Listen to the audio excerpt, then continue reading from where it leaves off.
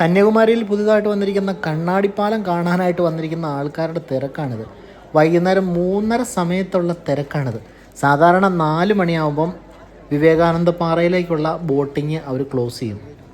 എങ്കിലും ഇതൊക്കെ എത്രയോ ആളുകൾ നേരത്തെ വന്ന് നിൽക്കുന്നതാണ്. നോക്കിക്കേ, കന്യാകുമാരിയിൽ പുതിയതായിട്ട് വന്നിരിക്കുന്ന കണ്ണാടിപ്പാലം വിവേകാനന്ദ പാറയ്ക്കും തിരുവള്ളൂർ സ്റ്റാച്യുവിനും ഇടയിലായിട്ടാണ് ഈ കണ്ണാടിപ്പാലം വന്നിരിക്കുന്നത്. ഗ്ലാസ് ബ്രിഡ്ജാണിത്. അത് കാണാനായിട്ടാണ് ആളുകൾ തിരക്ക് കൂട്ടി ഇവിടെ ക്യൂ നിൽക്കുന്നത്. ആയിരക്കണക്കിന് ആളുകൾ ക്യൂ നിൽപ്പുണ്ട്. ഒരു 3:45 സമയമായപ്പോഴത്തേന് ഇത്രയും ആളുകൾ, മലയാളികളും മറ്റ് സംസ്ഥാനത്തു നിന്നുള്ളവരും വിദേശികളും അടക്കം ഒത്തിരി ആളുകൾ അവിടെ ക്യൂ നിൽക്കുന്നതാണ്. ഇത് നോക്കിയാൽ ഈ ക്യൂ നീണ്ടു പോയേക്കുന്നത് റോട്ടിലേക്കാണ്. അത്രയും ആളുകൾ 2 സ്ഥലത്തായിട്ട് നിൽക്കുകയാണ്.